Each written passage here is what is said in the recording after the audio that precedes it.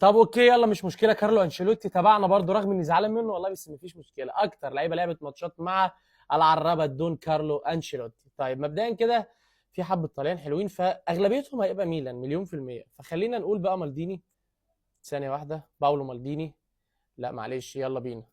الله، الكيبورد مش عايز يحول عربي. مالديني اهو، عادي جدا. باولو مالديني. هنجرب نيستا. لسه مش موجود اصلا. واضح ان في فخ. طيب خلينا نقول جاتوزو. انزاجي. ماشي. خلينا نقول بيرلو. اوكي، رقم اتنين. بنخلص من الطليان. طب نقول مثلا في مين ايطالي تاني؟ طب خلينا نقول ديدا.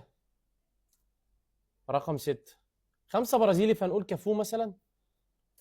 مش كافو، كاكا. ريكاردو كاكا. اوكي، رقم خمسة بالفعل. طب معانا سيدورف الهولندي. اوكي، كلام جميل جدا وماشيين كويس جدا. طيب في لعيب ايطالي كمان. احنا قلنا مالديني وقلنا نيستا.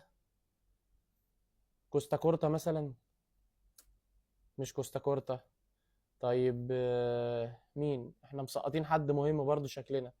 قلنا جاتوزو وبيرلو. حد في نص الملعب مثلا. وقلنا انزاجي. في مين تاني؟ زامبروتا. مش زامبروتا. امال مين؟ امال مين؟ طب خلينا نقول لوكا مودريتش. ماشي، هو الكرواتي اللي موجود في القائمه. والجورجي ده طبعا اكيد مش كفاراتسخيليا طبعا، ده كالاتزي. كاكا كالاتزي تقريبا كان اسمه حاجه كده. ماشي، كلام مظبوط. هو رقم 10. فاضل 8 ايطالي، وانا بصراحه يعني الايطاليين اللي في دماغي خلصوا خلاص. فدي مهمتك بقى من دلوقتي. فكر كده كويس في الكومنتات وقول لنا مين هو اللاعب صاحب المركز الثامن في الليسته بتاعتنا.